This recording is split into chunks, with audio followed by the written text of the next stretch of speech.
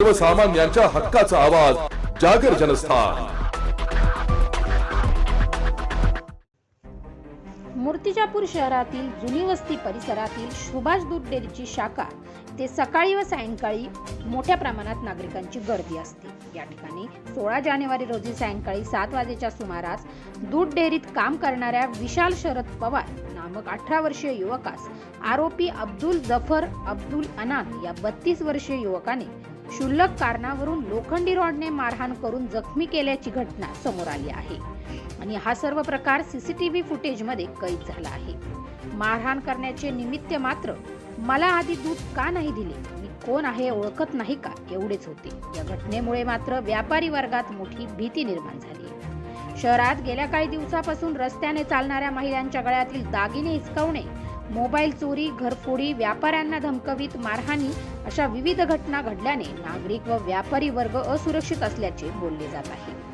या घटनेवरून आरोपी अब्दुल जफर अब्दुल अनान वय 32 राहणार मलाईपुरा जुनी वस्ती याच्या विरुद्ध गुन्हा नोंदवून या आरोपीस अटक केली। पुढील तपास शहर पोलीस स्टेशनचे वरिष्ठ पोलीस निरीक्षक अजित जाधव यांच्या मार्गदर्शनाखाली उपनिरीक्षक आशिष शिंदे, गणेश सूर्यवंशी, अंमलदार सुरेश पांडे, नंदकिशोर टिकार, पोलीस कॉन्स्टेबल सचिन दुबे, गजानन खेडकर, विजय साबळे करीत आहे।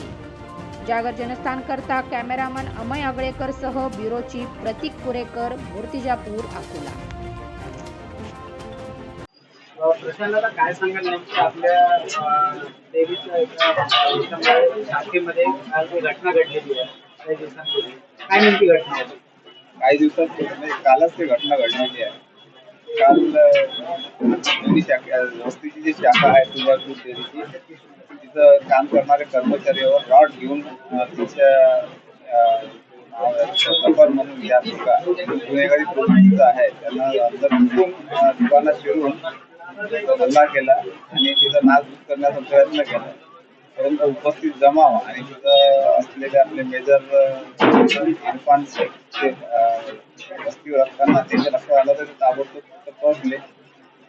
रॉड वगैरे मोठी घटना टळली, परंतु याच्यामुळे व्यापारी वर्गामध्ये धास्तीचं वातावरण आणि या लोकांना जर पण धन्यवाद देतो महेंद्र साहेब त्यांना मला सांगा काही दिवसांपासून जे मूर्तिजापूरमध्ये लगातार घटना घडत आहेत, चोरीच्या असतील किंवा अशा गुंड प्रवृत्तीच्या लोकांच्या धमकी आहेत, याच्यामध्ये कुठेतरी व्यापारी वर्गामध्ये धास्ती बसली आहे किंवा एकीकडे कुठे अशा आरोपींना पोलिसांचा ताकद राहिल्याने असं वाटतं? बरोबर आहे, व्यापारी वर्गामध्ये जनसामान्यांमध्ये याच्या घटनेमुळे जसं भीतीची वातावरणाची निर्मिती होते, परंतु काल ठाणे सरकारने ताबडतोब त्यांना शोधून आणलं आणि कमिटमेंट पण दिली आणि त्याला बंदोबस्त केला। त्याच्यापुढे थोडासा व्यापारी वर्गाचा असा एक समाधानकारक प्रतिक्रिया येत आहे।